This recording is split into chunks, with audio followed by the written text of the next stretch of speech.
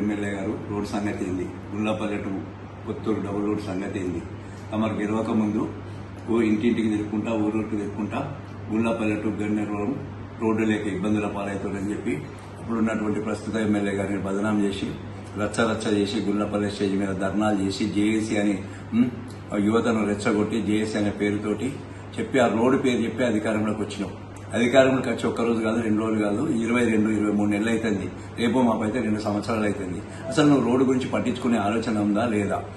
డబ్బులు అప్పుడు శాంక్షన్ చేసిన రోడే, డబ్బులు రిలీజ్ చేసినాం, అన్ని చేసినాం, దానికి వర్కింగ్ ఆర్డర్, ఎస్టిమేట్, టెండర్ అన్ని అయిపోయినాయి. నువ్వు ఓన్లీ పని చేయించడానికి నీకు ఇంత ఇబ్బంది ఎందుకైతుంది? అసలు గన్నేరువరం గ్రామ ప్రజల ప్రాబ్లమ్స్ గుర్తొస్తలేవా? కష్టాలు గుర్తొస్తలేవా?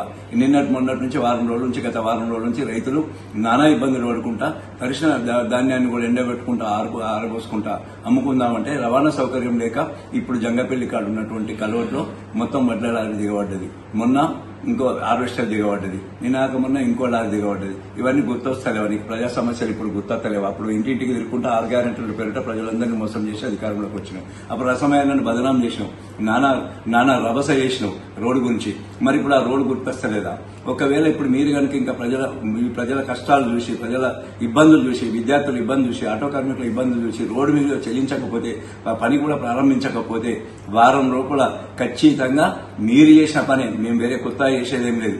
మీరేదైతే బదనాం చేసారో రసమయ్య బాలకృష్ణన్ అని బదనాం చేసి అధికారంలోకి వచ్చిరో అదే పని మేము చేస్తాము.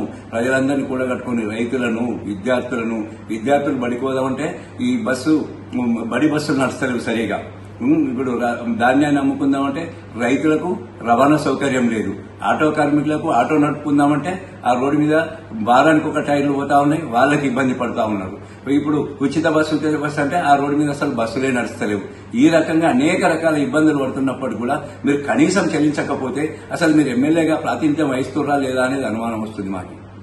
మీరు ఖచ్చితంగా వారం లోపల స్పందించి కాంట్రాక్టర్ చేత పనులు చేయించకపోతే మాత్రం ఖచ్చితంగా మీరు చేసిన పని మేము పెద్ద ఎత్తున ప్రజలందరినీ కూడగట్టుకుని, రైతులను కూడగట్టుకుని, విద్యార్థులను, ఆటో కార్మికులను, మహిళలను అందరినీ కూడగట్టుకుని ఖచ్చితంగా మన రాజీవ్ రహదారి దిగ్బంధం చేస్తాము. మొత్తం ప్రభుత్వం దృష్టికి తీసుకెళ్లేదాకా దాన్ని విశ్రమించాం.